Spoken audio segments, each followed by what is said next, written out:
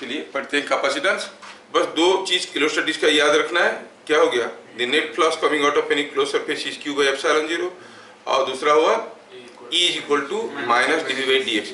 ये दो formula electrostatics के यूज होंगे और आगे बढ़ेंगे। चलिए पहले समझते हैं कि चीज क्या है, रेजिस्टेंस क्या है, हम लोग समझ चुके हैं।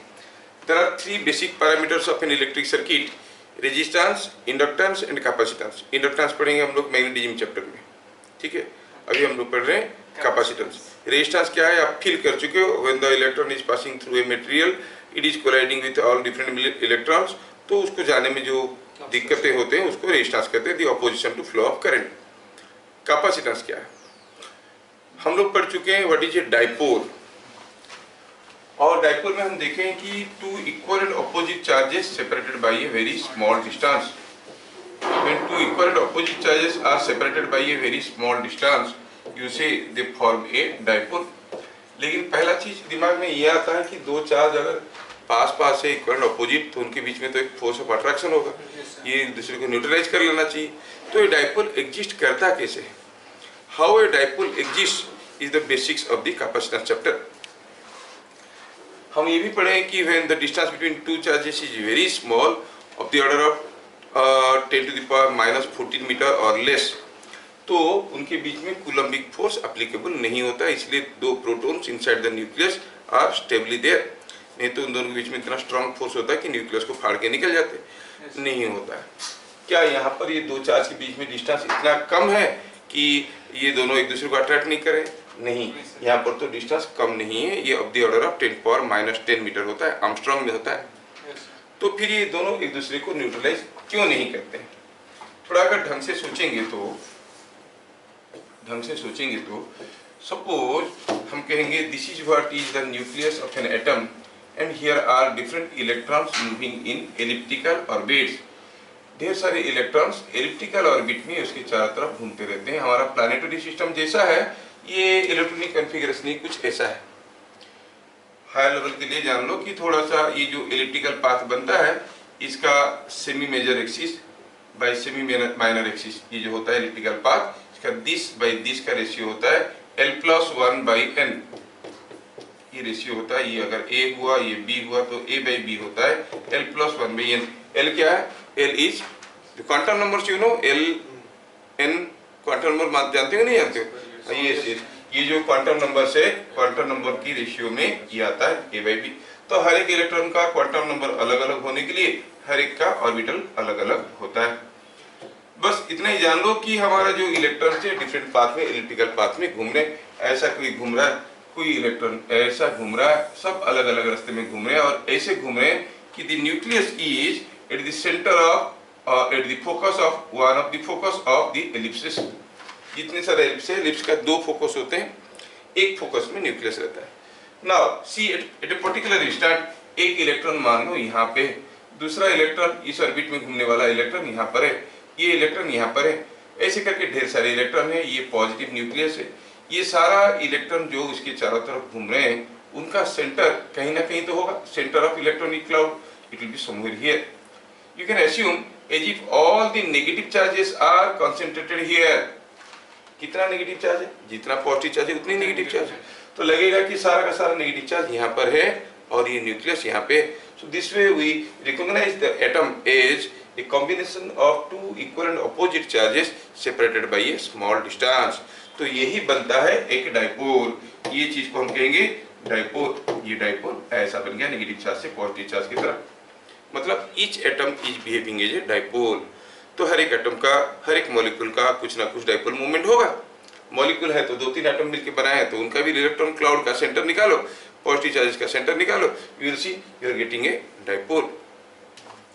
तो each atom behaves as a, किसी भी एटम में सारा इलेक्ट्रॉन और न्यूक्लियस मिलकर they are forming a dipole. Each atom is behaving as a dipole. हर एक एटम का कुछ कुछ डाइपोल मोमेंट है। Now go to a type of material, call it a dielectric. In case of a dielectric, you will see हर एक atom का जो dipoles है वो कुछ ऐसे अरेंज रहते हैं कि they always form a closed loop. Dipoles ऐसे क्लोज लूप करके फॉर्मेशन रहते हैं। ऐसे the dipoles I mean the atoms having their dipole moments, they rearrange their dipole moments in such a way that they form a closed loop. समझ में आया क्या? कोई जरूरत नहीं है 5 दिखाया, हो सकता है कि यहाँ पे 3 डाइपोल ऐसे पड़े है ना, ऐसे पड़े, ऐसे करके they are forming close loops. समझ में? तो अगर ये डाइपोल मोमेंट वेक्टर है तो sum of all these vectors when a number of vectors taken in order form a close loop, what is the resultant of all these vectors? 0। तो इसका मतलब डाइपोल्स तो है, डाइपोल मोमेंट नहीं है। समझ में? और कुछ किस्म की मटेरियल्स होते हैं जिसमें क्या होता है कि जो आपका इलेक्ट्रॉन क्लाउड है उसका सेंटर एग्जैक्टली न्यूक्लियस के ऊपर ही कोइंसाइड कर जाता है, इलेक्ट्रॉन के साथ सो डिस्ट्रीब्यूटेड कि उनका इलेक्ट्रॉन क्लाउड का सेंटर न्यूक्लियस के ऊपर कोइंसाइड कर जाता है। उस केस में डाइपोल्स है ही नहीं, there is no dipole moment. तो इस हिसाब से हम मटेरियल को 2 कैटेगरी में डिवाइड करेंगे, एक में डाइपोल्स एग्जिस्ट कर रहे हैं, एक में डाइपोल्स एग्जिस्ट नहीं कर रहे हैं, लेकिन दोनों ही केस में नेट डाइपोल मोमेंट इज 0। इसमें डाइपोल्स है फिर भी डाइपोल मोमेंट 0 है। सुन लो कहानी कैपेसिटेंस का, कोई बताएगा नहीं आपको, ये एक मौका है सीखने का। कितने दिन अंधेरे रहेंगे, चलिए अंधेरे में रहेंगे, let us see. Now when you apply an external electric field, क्या होता है जब हम किसी इलेक्ट्रिक फील्ड अप्लाई करेंगे? आप जानते हो whenever you apply an external electric field, से ऐसे करके कोई एक इलेक्ट्रिक फील्ड अप्लाई किए, now the dipoles experience A torque. The torque experience by the dipole is given bye P cross E। ये हर एक डाइपोल एक टॉर्क एक्सपीरियंस करेंगे और घूमने की कोशिश करेंगे।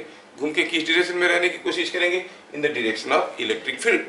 तो ये जो डाइपोल्स थे यहाँ पे, ये सारा डाइपोल घूमना शुरू करेंगे, घूम के अपने आप को इलेक्ट्रिक फील्ड के डायरेक्शन में वो अलाइन करने की कोशिश करेंगे। तो क्या होगा? अब देखोगे इसमें एक डाइपोल मूवमेंट बन चुका है, क्योंकि सारा डाइपोल किसी एक पर्टिकुलर डायरेक्शन में अलाइंड है, सारा डाइपोल किसी एक पर्टिकुलर डायरेक्शन में है, तो आप कहोगे एक डाइपोल मोमेंट अभी हो गया। मतलब इस मटेरियल में कोई डाइपोल मोमेंट नहीं था, डाइपोल्स थे, लेकिन अभी एक इफेक्टिव डाइपोल मोमेंट बन गया है। क्या मेरी बात समझ में आ रहा है? ऐसे करके डाइपोल मोमेंट बन गया। समझ में? ये जो डाइपोल्स थे पहले ग्रुप में थे, इफेक्टिव डाइपोल मोमेंट 0 था, अब वो इलेक्ट्रिक फील्ड E के चलते घूम चुके हैं, घूम के अलाइनमेंट हो चुका है, अलाइनमेंट होके in the direction of electric field रह गए, तो इसमें एक डाइपोल मोमेंट बना। इस किस्म की डाइपोल मोमेंट का फॉर्मेशन को कहते हैं पोलराइजेशन।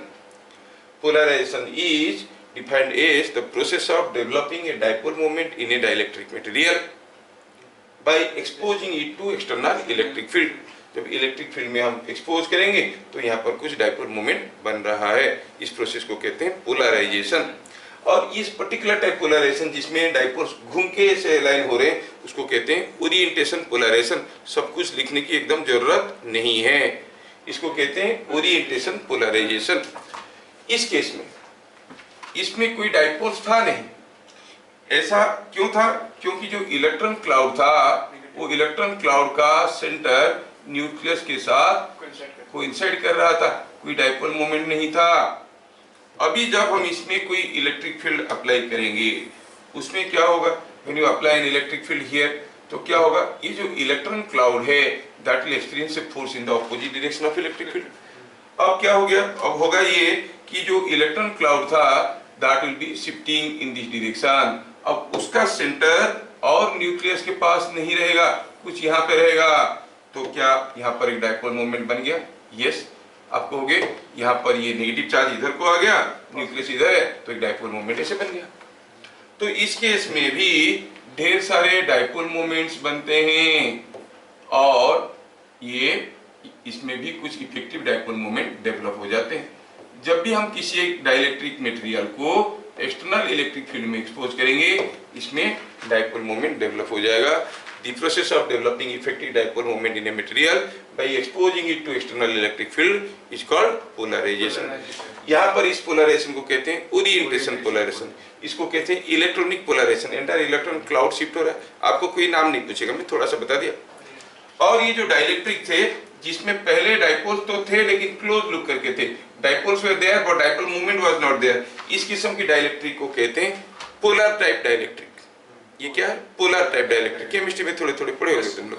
और इसको कहते हैं नॉन पोलर टाइप डाइलेक्ट्रिक, इसमें कोई डाइपोल्स थे ही नहीं, लेकिन इलेक्ट्रिक फील्ड अप्लाई करो तो इसमें भी डाइपोल मोमेंट बना, इसमें भी डाइपोल मोमेंट बना। तो इतने सारा डिस्कशन के बाद पहला चीज जो हमें लिखने की लायक मिला वो है what is polarisation. Whenever a dielectric material is exposed to an external electric field, an effective dipole moment is developed in that material. The process is called polarization. तो लिखेंगे, जो जितना थोड़ा थोड़ा सा लिखेंगे, सारा कुछ नहीं लिखना है। What is polarization 1 मार्क वाला क्वेश्चन आ जाएगा तो आपको कितना लिखना है।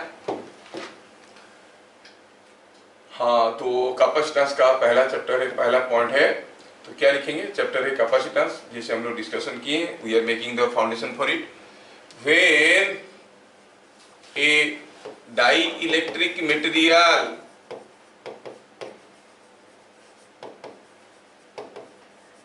is exposed to an external electric field, the dipoles or it develops an effective dipole moment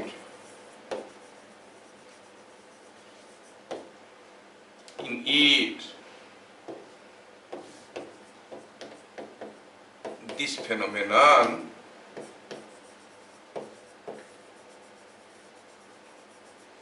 is called polarisation. तो पोलराइजेशन क्या है? जब भी कोई डाइलेक्ट्रिक मटेरियल को एक्सटर्नल इलेक्ट्रिक फील्ड में एक्सपोज करेंगे तो उसमें डाइपोल मोमेंट डेवलप हो जाएगा, and the phenomenon is called polarisation.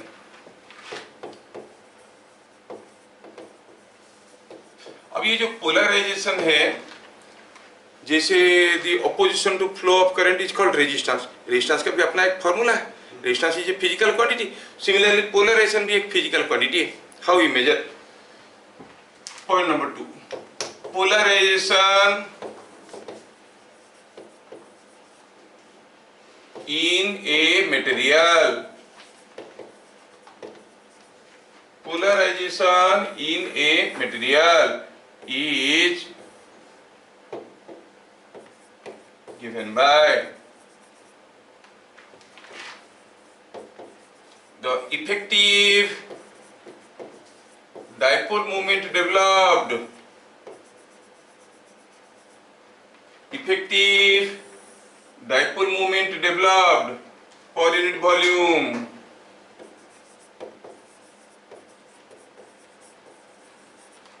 per unit volume तो कोई एक डाइलेक्ट्रिक मटेरियल को हम एक्सटर्नल इलेक्ट्रिक फील्ड में एक्सपोज किए और पता चला कि इसमें डाइपोल मोमेंट बन गया। मान लो कि v वॉल्यूम में डाइपोल मोमेंट बना है p, v वॉल्यूम में डाइपोल मोमेंट बना है p, तो polarisation is p by v, dipole moment per unit volume. क्या क्वेश्चन आएगा? जस्ट डेफिनेशन आएगा और ज्यादा से ज्यादा आपको यूनिट पूछ लेंगे। What is the unit of polarisation? Dipole moment by volume. Dipole moment क्या था? कूलम इनटू मीटर, भाई वॉल्यूम हो गया मीटर क्यूब, तो it is coulomb per metre square. बात समझ में आ रहा है? उतनी ही है, उतनी ही है, ज्यादा कुछ नहीं है। अब हम यहाँ पे बचा बचा के इसको लाए और तो जगह है नहीं इसको बताने के लिए, आप इसको देख चुके हो। हाँ, तो यहाँ रख देते हैं इसको और कहेंगे पोलराइजेशन को कैपिटल P से लिखते हैं। It is given by its a vector, और ये कैसा है? It is net dipole moment, dipole moment का भी डायरेक्शन है, by volume, by volume. Unit क्या बन गया? Coulomb metre by metre cube और कूलम पर मीटर स्क्वायर। समझ में आया क्या? तो सबसे लिस्ट इंपोर्टेंट स्टेटमेंट जो मैं बताया 10 साल में एक बार कभी आ जाएगा तो ठीक है, बहुत रेयरली आता है। What is polarisation? क्योंकि स्कूल वाले भी पढ़ाते नहीं, स्कूल वाले तो डालते नहीं है। बोर्ड में पहले आता था, आजकल आना बंद कर दिया है। बच्चों का और टीचर का स्टैंडर्ड देखते देखते धीरे धीरे सोचे कि क्यों तंग करे किसी को, चलो छोड़ देते हैं करके ये चीजें स्किप हो गया। Anyway we have understood what is polarisation. अब कहानी आगे, पॉइंट नंबर 3। अभी हम क्या किए, कोई एक डाइपोल किसी एक डाइलेक्ट्रिक के अंदर ऐसा था और हमने क्या किया, इसमें एक इलेक्ट्रिक फील्ड अप्लाई किया। जैसे मैं एक इलेक्ट्रिक फील्ड अप्लाई किया तो क्या हुआ, ये डाइपोल अपनी जगह से घूम के, ये डाइपोल अपनी जगह पे तो था लेकिन यहाँ से वो घूम के क्या कर दिया, वो ऐसा कुछ घूम गया in the direction of electric field, क्योंकि इसके ऊपर एक टॉर्क आने लगा। ऐसे P क्रॉस E आता है टॉर्क, और इलेक्ट्रिक फील्ड में कोई डाइपोल घूम के इलेक्ट्रिक फील्ड के डायरेक्शन में आना कोशिश करता है। Now the effective dipole moment is something like this. ठीक है, अब ये हाल हो गया। अब सोचो कि यहाँ पर है आपका नेगेटिव चार्ज और यहाँ पर है पॉजिटिव चार्ज। अब इसके ऊपर नेट फोर्स क्या है, 0, क्योंकि माइनस क्यू को खींच रहा है इधर, प्लस क्यू को पुश कर रहा है उधर, को नेट फोर्स 0 हो गया। टॉर्क भी 0, मतलब ये इक्विलिब्रियम ले लिया। अगर इलेक्ट्रिक फील्ड का डायरेक्शन बदल देंगे तो फिर से ये घूम जाएगा, नहीं? अच्छा, अब ये हाल में अगर आप इलेक्ट्रिक फील्ड को बढ़ाते जाओगे, suppose you go on increasing the electric field, अब क्या हो रहा है कि ये जो डाइपोल है यहाँ पे, ये डाइपोल है, ये डाइपोल का जो पॉजिटिव चार्ज है उसके ऊपर अभी फोर्स आ रहा है इधर को, और नेगेटिव चार्ज के ऊपर फोर्स आ रहा है इधर को, नहीं? Negative charge getting a force like this, positive charge getting a force like this. और ये क्या है, ये नथिंग बट, ये क्या है, it is A electron cloud, और ये क्या है, न्यूक्लियस। ये दोनों एक दूसरे को कस के पकड़ के रखे। लेकिन जैसे इलेक्ट्रिक फील्ड बढ़ाते जाएंगे एक पर्टिकुलर इलेक्ट्रिक फील्ड के बाद, ये फोर्स इतना स्ट्रांग हो जाएगा कि न्यूक्लियस और अपने इलेक्ट्रॉन को रख नहीं पाएगा। तो क्या होगा, ये चीजें यहाँ से टूट जाएंगे। The electrons will be free from the nucleus, वो न्यूक्लियस को छोड़ के अलग हो जाएंगे। स्ट्रांग इलेक्ट्रिक फील्ड हो गया। तो जैसे इलेक्ट्रॉन्स अपने न्यूक्लियस को छोड़ दिए, अब वो कहीं बंधे हुए नहीं है, तो they behave as free electrons. था ये चीज क्या, dielectric which is an insulator. अब क्या हो गया, उसमें फ्री इलेक्ट्रॉन्स डेवलप हो गए। जो फ्री इलेक्ट्रॉन्स डेवलप हो गए वो धीरे धीरे धीरे धीरे इलेक्ट्रिक फील्ड की उल्टे डायरेक्शन में चलने लगेंगे। जैसे इलेक्ट्रिक फील्ड के उल्टे डायरेक्शन में चलने लगेंगे, suppose this is what is the material, और उसके डाइपोल, एक डाइपोल टूट चुका है, ब्रेक कर चुका है, पंक्चर हो चुका है, तो इलेक्ट्रॉन्स धीरे धीरे धीरे धीरे इलेक्ट्रिक फील्ड की उल्टे डायरेक्शन में चलने लगेंगे। जब इलेक्ट्रॉन चलेंगे तो there will be a current. Of course ये छोटा सा करंट होगा, छोटा सा करंट फॉर्मेशन हुआ, ए स्मॉल करंट पासेस। छोटा सा करंट हुआ तो क्या हुआ, ये तो डाइलेक्ट्रिक मटेरियल है ना, इंसुलेटर है, रेजिस्टेंस इज वेरी हाई, तो इसमें कुछ थर्मल पावर डेवलप होगा, I²R। आई छोटा है तो क्या हुआ, R इज वेरी हाई, तो क्या होगा, कुछ हीट जनरेट होगा। एंड अनफॉर्चुनेटली कहो या फॉर्चुनेटली कहो, जो इलेक्ट्रिकल इंसुलेटर्स होते हैं वो थर्मली इंसुलेटर्स भी होते हैं। जिसके अंदर से इलेक्ट्रिसिटी नहीं जाता है उसके अंदर से हीट भी आसानी से नहीं जाता है। मतलब यहाँ पर ये इलेक्ट्रॉन जाने के कारण जो हीट बनेगा, वो हीट बाहर भागने की मौका नहीं पाएगा, यही इसी रास्ते में ही कन्फाइन होकर रह जाएगा, तो यहाँ का चीजें जल जाएंगे। Practically things will burn out, जल जाएंगे, क्रैक कर जाएंगे, टूट जाएंगे यहाँ से, क्योंकि हीट जनरेट हो रहा है अंदर से। तो हम क्या कहते हैं, material is now destroyed. Material का क्या हो गया, ब्रेकडाउन हो गया और पंक्चर हो गया। So that electric field, maximum electric field that this material can withstand without breaking the material is called the breakdown strength of the material.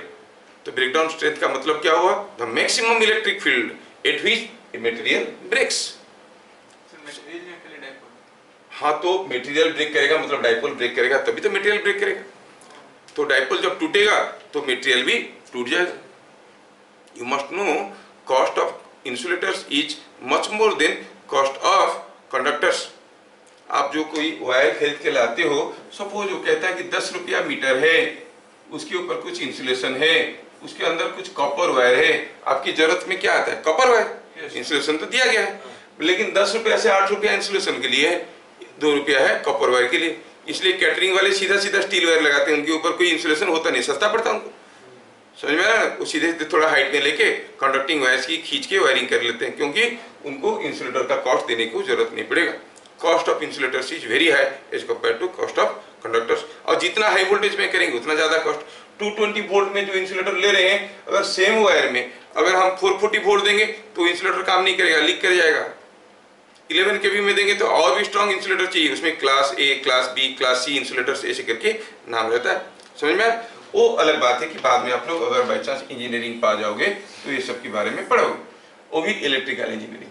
तो क्या देखे ये सारा डिस्कशन से, जब हम इलेक्ट्रिक फील्ड जिसको हम जिस इलेक्ट्रिक फील्ड में मटेरियल को एक्सपोज कर रहे हैं, अगर वो इलेक्ट्रिक फील्ड को धीरे धीरे धीरे धीरे बढ़ाने लगेंगे, एक पर्टिकुलर इलेक्ट्रिक फील्ड के बाद ये टूट जाएगा और इसमें से करंट फ्लो होना शुरू हो जाएगा और the material will be destroyed. This is कहते हैं कि मटेरियल का ब्रेकडाउन हो गया, मटेरियल पंक्चर हो गया, ऐसे कहते हैं। And the corresponding electric field is called breakdown strength of the material. ठीक है, चलिए जो चीजें समझ में आया इसको लिखते हैं ये, लेकिन बड़ा इंपॉर्टेंट है, बच्चों को समझ में ये नहीं आता कि ब्रेकडाउन स्ट्रेंथ का मतलब क्या। The maximum electric field, the maximum electric field that a dielectric को डाइलेक्ट्रिक क्यों कहते हैं समझ में आया ना, क्योंकि डाइपोल्स है इसमें, इसलिए डाइलेक्ट्रिक, दो चार्ज उसमें सेपरेटली एडजस्ट करते हैं, इसलिए इसको डाइलेक्ट्रिक कहते हैं। the electric field that the maximum electric field, sorry यहाँ पर मैक्सिमम वर्ड को छोड़ दिया, वो छोड़ दोगे तो अंडा मिलेगा। the maximum electric field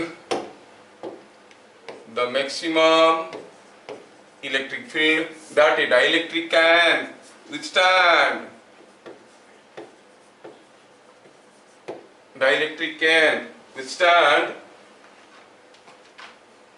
before it gets punctured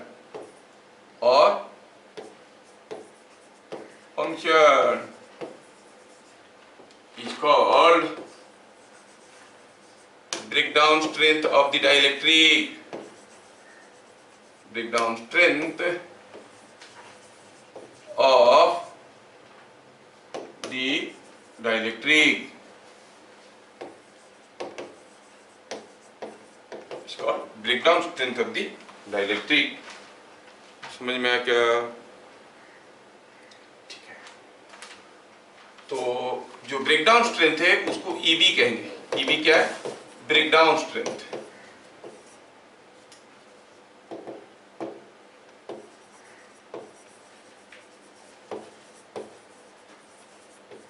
ये जो ब्रेकडाउन स्ट्रेंथ यूनिट क्या होगा? Volt per metre. एग्जाम में पूछ लेंगे what is the unit of breakdown strength, आपको समझ में आना चाहिए breakdown strength is nothing but electric field, so it is volt per metre. For air breakdown strength is 36 kilovolt per centimetre. मतलब 1 centimetre की एयर गैप में मान लो 2 electrode ले लो, उनके बीच में गैप है 1 सेंटीमीटर, इसमें अगर आप 36 किलोवोल्ट का पोटेंशियल डिफरेंस दे दोगे तो ये ब्रेक कर जाएगा और करंट फ्लो करने लगेगा, टच करवाने की जरूरत नहीं है। इसलिए स्पार्किंग वगैरह होता है, देखिए होगे, हाँ पास है तो ऑटोमेटिकली एयर ब्रेक कर जाएगा और ये करंट फ्लो करने लगेगा। जब कोई हाई करंट स्विच को आप ऑफ और ऑन करते हो स्पार्क होता है, क्यों होता है? क्योंकि जो स्विच ऑफ होता है तो एक पोजीशन को टच को छोड़ के आता है, तो जब छोटा सा गैप है ऑटोमेटिकली एयर ब्रेक कर जाता है और करंट फ्लो करने लगता है। समझ में? That is called breakdown strength of air is 36 kilovolt per centimetre. ठीक है, तो व्हाट वी सी कि अगर कोई एयर गैप है 1 सेंटीमीटर का और उसमें 36 किलोवोल्ट का पोटेंशियल डिफरेंस देते हैं तो ऑटोमेटिकली क्या होता है, उसमें क्या होगा? करंट फ्लो करना शुरू कर देगा। समझ में आया क्या?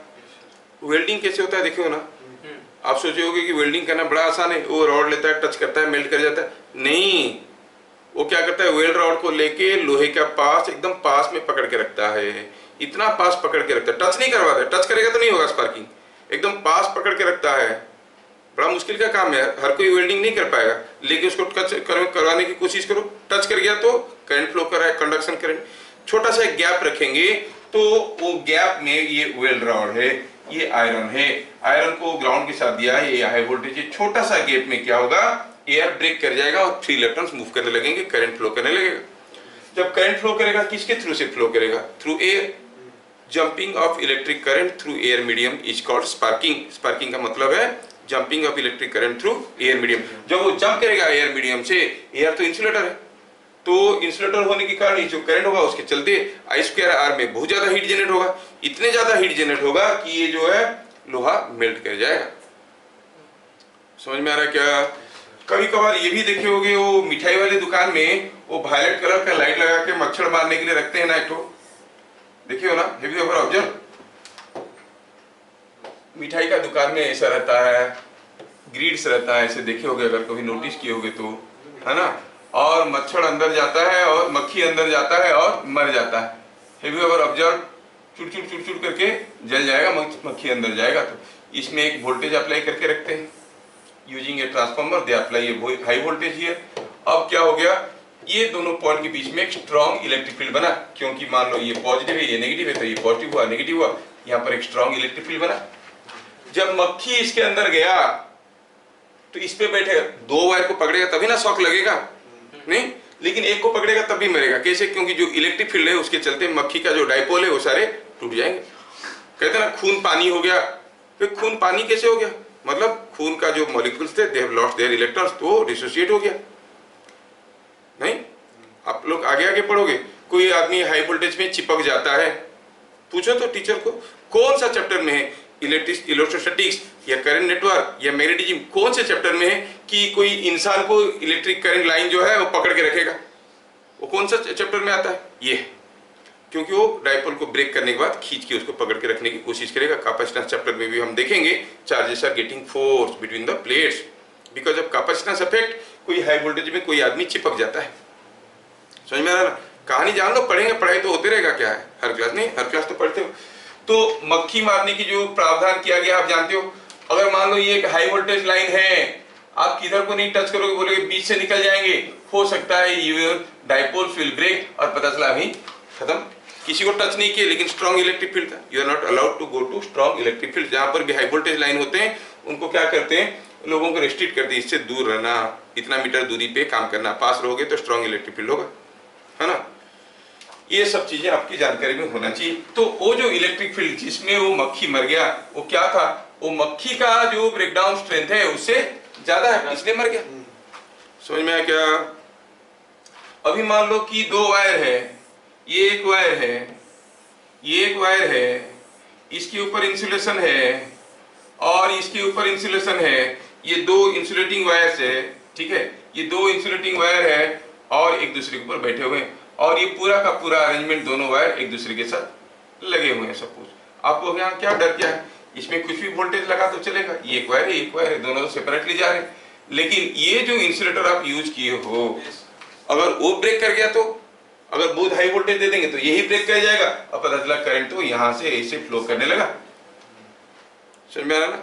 तो जो आग लग जाने वाली चीज हुआ, इसका दो रीजन बताया था। पहला रीजन है कि इसका रेजिस्टेंस कम हो जाता है because of increase in temperature. दूसरा होता है कि ब्रेकडाउन स्ट्रेंथ भी होता है अगर हाई वोल्टेज लाइन दे दी। अगर इतना हमारा घर की सप्लाई है 220 वोल्ट वाला और ये वायर दे दिए चलेगा, आप कोई यही वायर को 11 केवी लाइन में टच करवा दो, इधर खुला पड़ा है फिर भी आग लग जाएगा, क्योंकि ये इंसुलेशन उतना पोटेंशियल डिफरेंस को संभाल नहीं सकता। तो कितनी ज्यादा पोटेंशियल डिफरेंस देंगे किसी एक डाइलेक्ट्रिक के अगेंस्ट में, it depends upon the dielectric और breakdown strength of the material. Dielectric strength अलग है एप्सिलॉन आर, ब्रेकडाउन स्ट्रेंथ अलग है। डाइलेक्ट्रिक कांस्टेंट क्या था, एप्सिलॉन आर, और रिलेटिव परमिटिविटी, यहाँ पर इसको कहते हैं ब्रेकडाउन स्ट्रेंथ। समझ में आया क्या? तो अलग अलग मटेरियल का अलग अलग ब्रेकडाउन स्ट्रेंथ होता है। बढ़िया। जैसे फॉर एग्जांपल मैं छोटा सा क्वेश्चन दूंगा, breakdown strength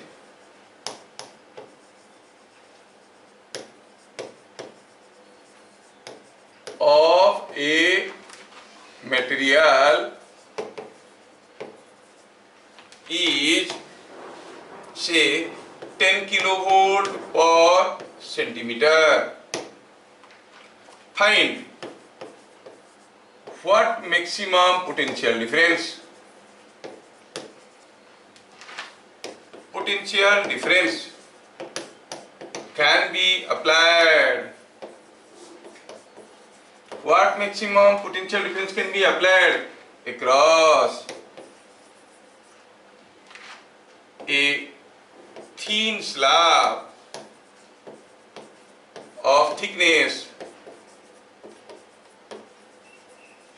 say 3 millimeter of the material. बोला कि एक मटेरियल का ब्रेकडाउन स्ट्रेंथ है 10 किलो वोल्ट पर सेंटीमीटर, मतलब उसका 1 सेंटीमीटर का मटेरियल लेंगे और अगर उसकी दोनों तरफ हम 10 किलो वोल्ट का पोटेंशियल डिफरेंस अप्लाई करेंगे तो ये पंक्चर हो जाएगा, ब्रेकडाउन हो जाएगा। बोला कि आपके पास एक मटेरियल स्लैब है जिसका थिकनेस है 3 मिलीमीटर का, ओनली 3 मिलीमीटर, तो इसमें कितना मैक्सिमम दे सकते हैं potential difference? What we max can be applied? जो भी वी मैक्स दोगे that is the potential difference across the two ends, नहीं?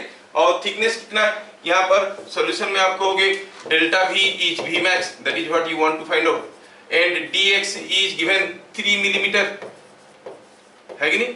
और जो मैक्सिमम इलेक्ट्रिक फील्ड है, ब्रेकडाउन स्ट्रेंथ है, ये है 10 किलो वोल्ट पर सेंटीमीटर, है कि नहीं?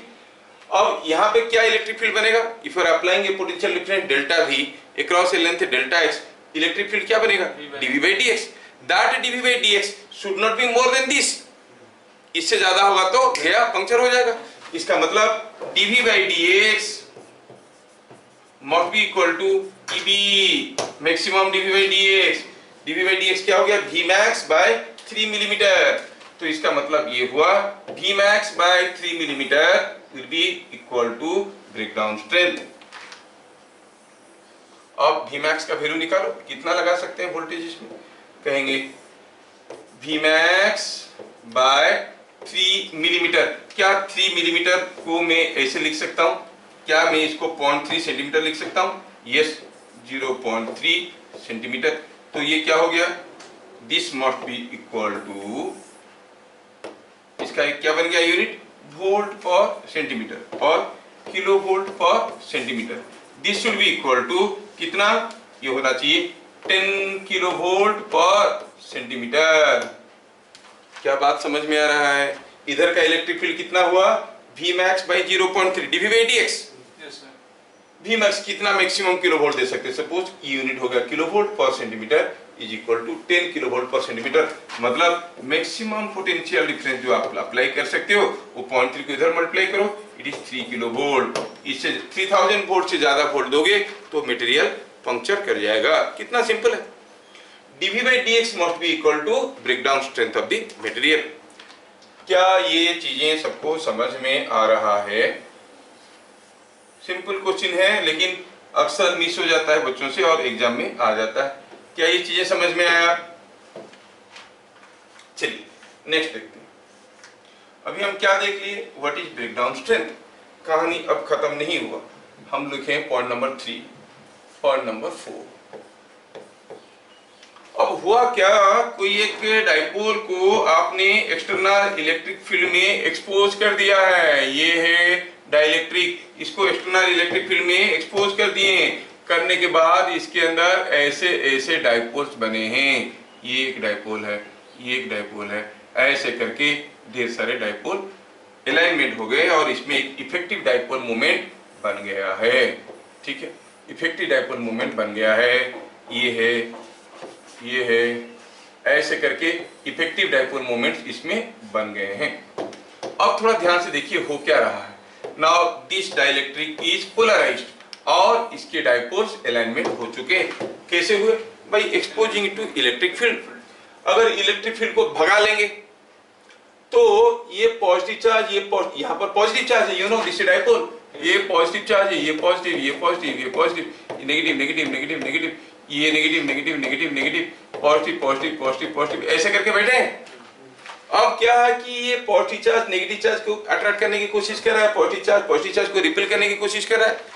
ये दोनों एक दूसरे को दूर भगाने की कोशिश कर रहे हैं, जबकि ये दोनों एक दूसरे को पकड़ के रखने की कोशिश करते हैं। तो उसमें क्या होता है, ये आसानी से अपनी वापस नहीं जाते हैं अपनी जगह पे, तो ये डाइपोल मोमेंट बना रहता है। इलेक्ट्रिक फील्ड निकाल दो फिर भी इसमें डाइपोल मोमेंट बना रहा। काफी समय के बाद धीरे धीरे ड्यू टू म्यूचुअल रिपल्सन ये धीरे धीरे धीरे धीरे दूर जाएंगे और ये डाइपोल मोमेंट्स जो थे वो फिर से रैंडम स्टेट में आएंगे, तुरंत नहीं आएंगे, काफी समय में। इसलिए कैपेसिटर को चार्ज करो और ले जाओ, उसमें चार्ज रहता है, फिर लेके स्पार्किंग करवाओ तो स्पार्क क्रिएट होगा, है ना। हाँ, तो ये कैपेसिटर को एक बार चार्ज करवा दिए, फिर ले आए, कनेक्शन चला गया, लेकिन अभी भी उसके अंदर क्या है, डाइपोल्स ओरिएंटेड है। अभी दोनों टर्मिनल को टच करोगे तो विल गेट अ शॉक। समझ में आ रहा है ना ये बात। तो यहाँ पे हो क्या रहा है, आप लोग को मैजिक पेन देखे होगे, काफी जगह मिलता है, उसको पकड़ के छुओ खोलो होने से शॉक लगता है। वो छोटा सा अंदर सा एक रहता है कि बैटरी, उसमें वो चार्ज कर देता है, जैसे आप पकड़ते हो झटका लगता है, through your body it is disconnecting. समझ में आया? तो यहाँ पर क्या हो गया, ये डाइपोल जो ओरिएंटेड हो गए हैं वो ऐसे ही रह जाएंगे और काफी समय के बाद धीरे धीरे निकल जाएंगे।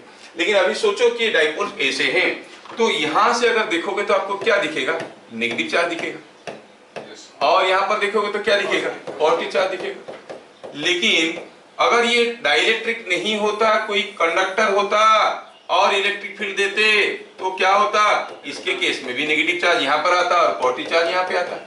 लेकिन अंतर है दोनों में, ये जो इलेक्ट्रॉन्स थे कंडक्टर की केस में ये इनके थे, छोड़ के आ गए, अब ये फ्री बन गए, ये भी फ्री बन गए। इसको ग्राउंड के साथ जोड़ोगे तो यहाँ से इलेक्ट्रॉन लेके वो न्यूट्रलाइज हो जाता था। लेकिन ये जो पॉजिटिव चार्ज है उनका इलेक्ट्रॉन ये नहीं है, उनका इलेक्ट्रॉन उनके साथ घर पे ही है, वो खाली पॉजिटिव वाला थोड़ा बाहर दिखा के बैठे। ये नेगेटिव चार्ज का भी पॉजिटिव चार्ज उसके साथ है, मतलब ये जो पॉजिटिव चार्जेस है उनका इलेक्ट्रॉन उनके साथ है। इसको अगर ग्राउंड के साथ जोड़ोगे तो ये यहाँ से इलेक्ट्रॉन खींच के न्यूट्रलाइज नहीं होंगे। These are not free charges, जबकि ये सब क्या थे, फ्री चार्जेस थे। क्या मेरी बात समझ में आ रहा है? समझ में आ रहा है ना? ये जो पॉजिटिव चार्ज है उनका इलेक्ट्रॉन उनके साथ है, कंप्लीट एटम है ना, इलेक्ट्रॉन सब भी उनके चारों तरफ घूम रहे हो, न्यूट्रल है। लेकिन इलेक्ट्रॉन क्लाउड का सेंटर इधर कहीं दिखने के कारण लग रहा है कि थोड़ा दूर दूर है, लेकिन है तो चारों तरफ घूम रहा है, इलेक्ट्रॉन मंडरा रहे हैं। ये इलेक्ट्रॉन ऑब्जर्व नहीं कर सकते, ये इलेक्ट्रॉन ग्राउंड में नहीं जा सकते, they are not free charges, they are called bound charges. इसको क्या कहते हैं यहाँ पर कंडक्टर की केस में, फ्री चार्ज। ये इलेक्ट्रॉन फ्री चार्ज है नहीं? तो अगर ये पॉजिटिव चार्ज फ्री चार्ज, इनको इलेक्ट्रॉन चाहिए, ग्राउंड के साथ जोड़ो तो ग्राउंड से इलेक्ट्रॉन लेके ये न्यूट्रलाइज हो जाते हैं। ये फ्री नहीं है, उनका इलेक्ट्रॉन अपने घर पे है, दूसरे को अपने घर पे नहीं ला सकते, ऑलरेडी वो न्यूट्रलाइज्ड है। समझ में आ रहा है कि नहीं आ रहा है? समझ में आ रहा है कि नहीं आ रहा है? तो इसी को कहते हैं बाउंड चार्जेस। यहाँ पर ये सब क्या चार्ज था, फ्री चार्ज। तो कोई एक डाइलेक्ट्रिक को जब एक्सटर्नल इलेक्ट्रिक फील्ड में हम एक्सपोज करवाए तो पता चला दोनों तरफ बाउंड चार्जेस दिखने लगे, नहीं? और बाउंड चार्ज दिखने लगे तो सोचो कि मैं बाहर से 25 lines of flux, electric field का 25 लाइन्स ऑफ फ्लक्स को भेजता हूँ। Just imagine 25 lines of flux को भेजा इसके अंदर, उनमें से जो लाइन्स ऑफ फ्लक्स है वो कहाँ जाते हैं, पॉजिटिव चार्ज से नेगेटिव चार्ज की तरफ। ये आके मिल गया नेगेटिव चार्ज, तो ये लाइन्स ऑफ फ्लक्स यहीं पे खत्म हो जाएगा। नहीं, जो लाइन्स ऑफ फ्लक्स यहाँ पर अपने अपने नेगेटिव चार्ज पा जाएंगे वहीं पे वो आके खत्म हो जाएंगे। जिनको नहीं मिलेगा वो क्या करेंगे, वो इसके अंदर से होते हुए जाएगा। इसका मतलब डाइलेक्ट्रिक के अंदर ज्यादा लाइन्स ऑफ फ्लक्स है कि बाहर ज्यादा लाइन्स ऑफ फ्लक्स है? बाहर, कुछ आके यहाँ पर खत्म हो रहे। अंदर लाइन्स ऑफ फ्लक्स कम हो गए तो फ्लक्स पर यूनिट एरिया भी तो कम हो जाएगा। इसका मतलब electric field will be less.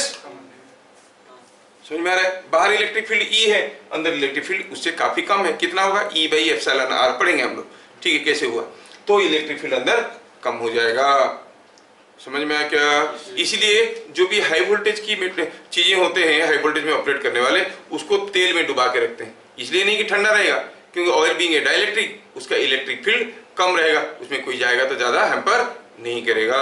खुले में रख देंगे तो स्ट्रॉन्ग इलेक्ट्रिक फील्ड बनाएगा और वो अफेक्ट करेगा।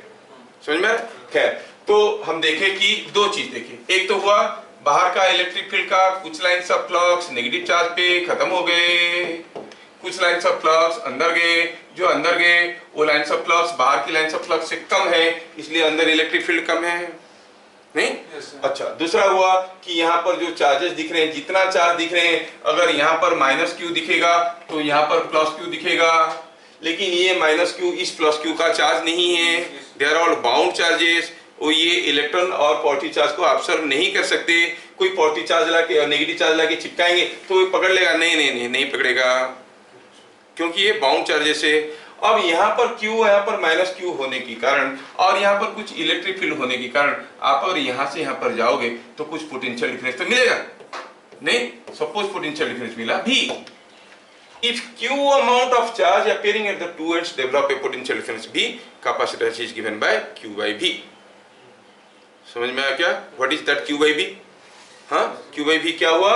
If Q amount of charge appearing at the two ends develop a potential difference V, then the capacitance of this dielectric is Q by V. What is capacitance then? It is the book में लिखा है, मैं देखा काफी book में लिखा है, it is the property to hold charge. वह property to hold charge क्या होता है? कुछ नहीं होता। चार्ज को पकड़ के रखने से बैटरी में भी तो बहुत सारा चार्ज है, तो इसको कैपेसिटेंस नहीं कहते हैं, वो चलता है, बुक में पढ़ाते हैं, तुम लोग पढ़ते हो। कैपेसिटेंस क्या है? The property of a dielectric by virtue of which it store some electrostatic potential energy. अब ये देखो, ये डाइपोल्स है, ये दोनों डाइपोल है, ऐसे पास पास है, ये पॉजिटिव रिपल्सन हो रहा है, मौका मिलेगा तो दोनों एक दूसरे से दूर हो जाएंगे, नहीं हो जाएंगे? तो मतलब there is a chance to split out, तो उनके पास कुछ एनर्जी स्टोर है। अब जब ये दोनों चार्ज को ऐसे लाके ओरिएंट कर दिए, दो डाइपोल, एक डाइपोल ऐसे था, एक डाइपोल ऐसे था, दोनों को घुमा के ऐसे कर दिए। You are bringing a positive charge close to a positive charge, a negative charge close to a negative charge. जब कोई पॉजिटिव चार्ज को दूसरे पॉजिटिव चार्ज के पास लाएंगे, वो work is done by the repulsion force और अगेंस्ट रिपल्सन फोर्स, अगेंस्ट। तो system force की अगेंस्ट में जब दो चार्ज को पास लाते हैं, एनर्जी बढ़ता है। और ये नेगेटिव चार्ज को नेगेटिव चार्ज के पास लाओ या पॉजिटिव चार्ज को पॉजिटिव चार्ज के पास लाओ, you are storing some electrostatic potential energy. कैसे? उनको घुमा के स्टोर करने की कोशिश करते हो। सोचो कि बहुत सारा स्प्रिंग वगैरह है, आप दबा के ऐसे रखने की कोशिश की, छोड़ दोगे तो फिर पिचक के निकल जाएंगे, मतलब उसमें एनर्जी अभी स्टोर है। क्या मेरी बात समझ में आ रहा है? क्या हम जानते हैं पानी ले लो, मतलब दे दोगे ना फिर बाद में? ले लो, रिकॉर्डिंग चल रहा है, बीच में पानी पियेंगे। हाँ चलो ठीक है। अब क्या हो गया, इसमें इलेक्ट्रोस्टैटिक पोटेंशियल एनर्जी स्टोर हो गया। तो कैपेसिटेंस वाला डेफिनेशन क्या हो गया? What is capacitance? The property bye virtue of which a dielectric stores electrostatic potential energy when exposed to an external electric field by orientation of dipoles is called capacitance. Book में क्या कहता है? The charge holding capacity of a body is called capacitance. अरे कोई conductor को charge दे दो, पकड़ के नहीं रखेगा क्या? तो कैपेसिटेंस क्या हो? लोग सोचते हैं फिर कंडक्टर का प्रॉपर्टी हो गया कैपेसिटेंस वाला। नहीं, कैपेसिटेंस किसका प्रॉपर्टी है? डाइलेक्ट्रिक का, नॉट ऑफ कंडक्टर। कंडक्टर में हम चार्ज रखते हैं। फिर आप कहोगे सर वो पैरेलल प्लेट कैपेसिटर में तो दो प्लेट लेते हैं सर और इसमें कैपेसिटेंस इफेक्ट होता है। अरे नहीं, इसमें कैपेसिटेंस इफेक्ट नहीं होता है, ये इलेक्ट्रिक फील्ड बनाते हैं। उस इलेक्ट्रिक फील्ड में हम अंदर की एयर, अंदर की डाइलेक्ट्रिक को अलाइन करके कैपेसिटेंस इफेक्ट रियलाइज करने की कोशिश करते हैं। समझ में आया? अंदर कोई डाइलेक्ट्रिक डालते हैं और कैपेसिटेंस डेवलप करने की कोशिश करते हैं। तो इतना सारा जानकारी को फिर से समराइज करते हैं, लिखेंगे थोड़ा सा, कहानी तो पूरा पढ़ ली। एक हुआ जब डाइपोल्स को ओरिएंट कर दिए, इधर जितना पॉजिटिव चार्ज होगा उधर इतना ही नेगेटिव चार्ज होगा। ये चार्जेस फ्री चार्जेस है कि बाउंड चार्जेस है? बाउंड चार्जेस है। इसको ग्राउंड के साथ जोड़ोगे तो न्यूट्रलाइज नहीं होगा। तीसरा हुआ जो एक्सटर्नल इलेक्ट्रिक फील्ड अप्लाई किए, वो अंदर आते आते इलेक्ट्रिक फील्ड धीमा पड़ गया, क्योंकि काफी लाइन्स ऑफ फ्लक्स यहीं पे खत्म हो गए। फ्लक्स बाई एरिया होता है, इलेक्ट्रिक फील्ड अंदर कम फ्लक्स है, एरिया हुई, इलेक्ट्रिक फील्ड कम हो गया। समझ में आया? ये सारी चीजों को हम नहीं लिखेंगे, लेकिन न्यूमेरिकल करने में मदद मिल आएगा, इसलिए थोड़ा इसको अभी हम अपने तरीके से आपको जितना चाहिए लिखेंगे। सर बाउंड चार्जेस के कारण कोई इलेक्ट्रिक फील्ड नहीं जनरेट होता है? क्यों नहीं हो रहा? बाउंड चार्ज के कारण इलेक्ट्रिक फील्ड होगा, पॉजिटिव चार्ज है तो उसके चलिए इलेक्ट्रिक फील्ड बनाएगा। तो मतलब जो आप बोले कि फ्लक्स जो खत्म हो जाता है वही मतलब कह सकते हैं कि जितना। अरे माय डियर, ये एक डाइपोल है, ये पॉजिटिव चार्ज है, ये नेगेटिव चार्ज है, यहाँ से एक लाइन ऑफ फ्लक्स आया, आके यहाँ खत्म हो गया, फिर यहाँ से जो निकला कहाँ जाएगा? समझ में आया कि नहीं आया? है ना? लेकिन अंदर डाइलेक्ट्रिक के अंदर क्या हुआ? दूसरा लाइन ऑफ फ्लक्स आया, उसको डाइपोल नहीं मिला, वो सीधा निकल गया। तो बाहर है तीन, बाहर मान लो कि है तीन, ये है, ये डाइपोल है, बाहर है मान लो कि तीन लाइन्स ऑफ फ्लक्स और अंदर है ओनली वन, ये तो डाइपोल है, ये तो डाइपोल है। Are you getting? तो अंदर हो गया एक लाइन ऑफ फ्लक्स, जबकि बाहर हो गया तीन, तो अंदर के इलेक्ट्रिक फील्ड कम हो जाएगा। सारा अभी पढ़ लोगे तो फिर इंजीनियरिंग क्यों पढ़ोगे?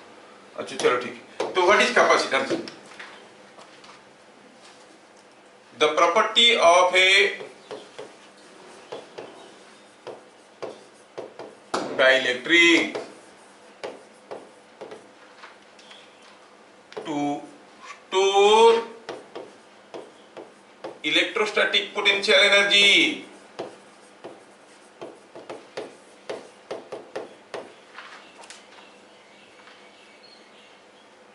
when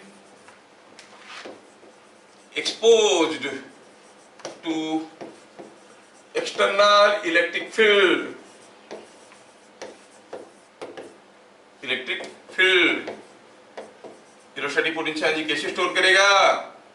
bye alignment of dipoles is called capacitance. ये प्रॉपर्टी है कैपेसिटेंस और ये फिजिकल क्वांटिटी भी। जैसे resistance was the opposition to flow of current, से physical quantity it is also given by rho l by, है ना। सिमिलरली कैपेसिटेंस एक फिजिकल क्वांटिटी भी है। If q amount of charge appearing at the two ends develop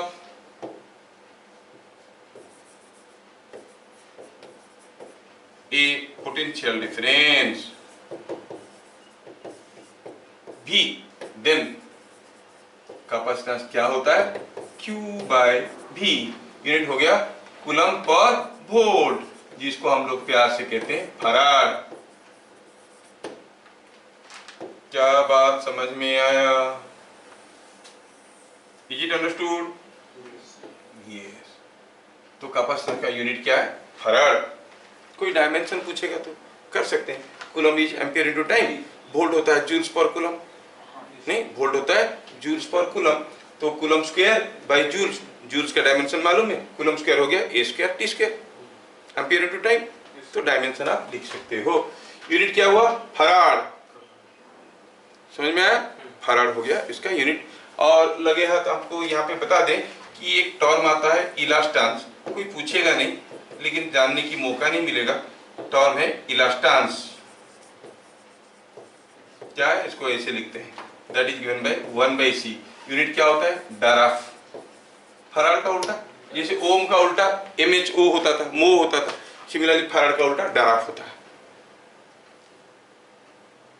समझ में आया? Elastance is given by 1 by capacitance. Okay, ये बात है, समझ में आ गया? ठीक है। नाउ कैपेसिटेंस क्या है हमें समझ में आया। अगर कोई डाइलेक्ट्रिक को एक्सटर्नल इलेक्ट्रिक फील्ड में एक्सपोज करने से एक तरफ -q दूसरी तरफ +q दिखता है और पोटेंशियल डिफरेंस है v, तो कैपेसिटेंस डाइलेक्ट्रिक का क्या है? q by v। कैपेसिटेंस किसका प्रॉपर्टी है? डाइलेक्ट्रिक का, कंडक्टर का नहीं है। ध्यान में रखो कि ये डाइलेक्ट्रिक का प्रॉपर्टी है, क्योंकि बाय अलाइनमेंट ऑफ डाइपोल्स और कंडक्टर में तो डाइपोल मिलेगा कहां से? समझ में आ रहा है? तो आप कहोगे कि सर कोई, हम तो पढ़ेंगे कि स्फेरिकल चार्ज स्कूल में पढ़ाएंगे, कोई चार्ज स्फीयर को चार्ज स्फीयर का कैपेसिटेंस कितना है? चार्ज स्फीयर का कोई कैपेसिटेंस नहीं होता है, उसके चलते इलेक्ट्रिक फील्ड बन रहा है, उसका सराउंडिंग एयर में dielectrics are getting arranged like this, तो फिर क्या होता है? ये क्या होता है? यहाँ पर कैपेसिटेंस इफेक्ट मिलता है। कहाँ? चारों तरफ। अगर एयर की जगह इस स्फीयर को लेके ऑयल में डुबो देंगे तो दूसरा कैपेसिटेंस मिलेगा, क्योंकि dipoles will be different. Air में रखेंगे तो दूसरा कैपेसिटेंस मिलेगा। अलग अलग मीडियम में ये स्फीयर अलग अलग कैपेसिटेंस देता है। Capacitance is not the property of this sphere, it is the property of the surrounding dielectric. समझ में आ रहा है क्या? ठीक है। खैर, ये मिसकंसेप्शन से बाहर निकलो कि कैपेसिटेंस इज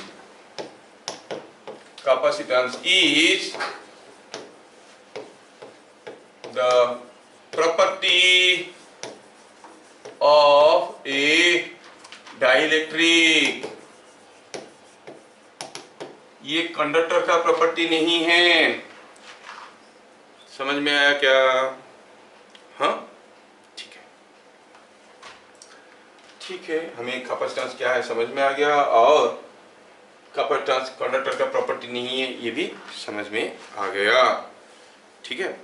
फिर आता है टर्म जो आपका सिंपल कैपेसिटर्स में आता है, एक पैरेलल प्लेट कैपेसिटर, ऐसे करके आता है। ठीक है, चलिए देखते हैं parallel plate capacitor.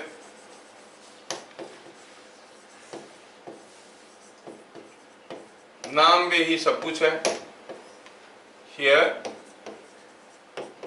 To conducting plates of same size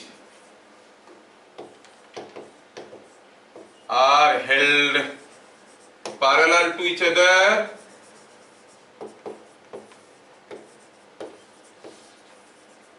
with a dielectric filling the space between the plates, filling the space between the plates.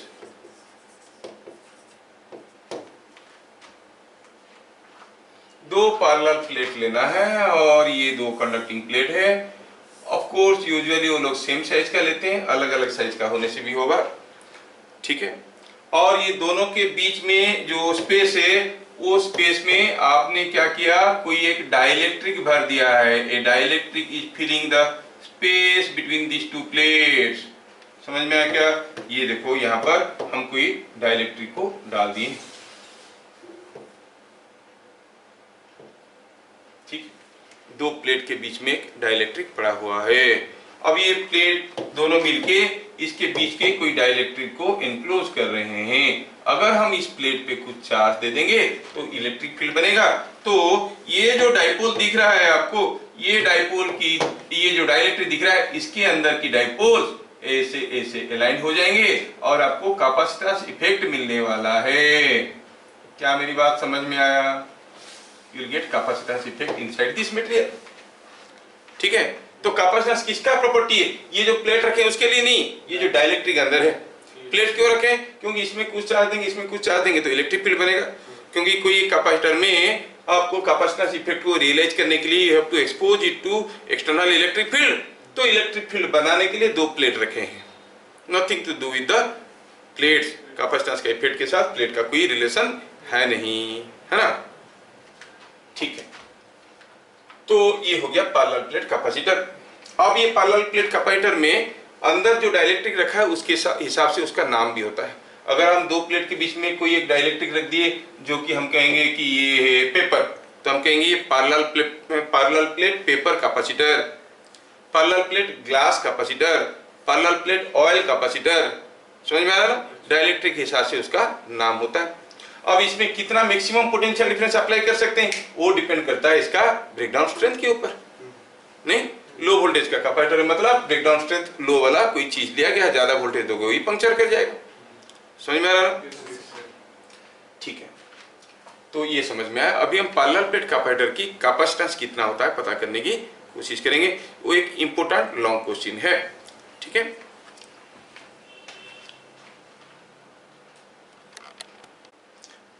ठीक है, चलिए डिराइव करते हैं एक्सप्रेशन फॉर कैपेसिटेंस। सबके लिए बहुत ही इंपॉर्टेंट है, for all boards this a very very important question. पूरा का पूरा जो कैपेसिटेंस चैप्टर है इसमें ये पैरेलल प्लेट कैपेसिटर की कहानी है 70% या उससे ज़्यादा, और 20% है सीरीज पैरेलल, एनर्जी स्टोर, ये सब थोड़ा सा, ठीक है। सो मोर इम्पोर्टेंट है ये पैरेलल प्लेट कैपेसिटर और उसका रिलेटेड क्वेश्चंस, ठीक है। चलिए अभी डिराइव करते हैं एक्सप्रेशन फॉर कैपेसिटेंस। क्या है capacitance? If Q amount of charge appearing at the two ends develop a potential difference V, then the capacitance C is given by Q by V. C is equal to Q by V, आपको समझ में आना चाहिए। और board में तो direct question आता है, if a capacitor of 20 microfarad is applied a potential difference of 10 volt, what will be the charge appearing at the two ends? C into V। Direct question आएंगे। Q is equal to C, C is equal to Q by V, एक बहुत ही important formula है। समझ में आया? ठीक है, हम लोग भी न्यूमेरिकल देखेंगे, लेकिन उससे पहले डेरिवेशन ऑफ कैपेसिटेंस।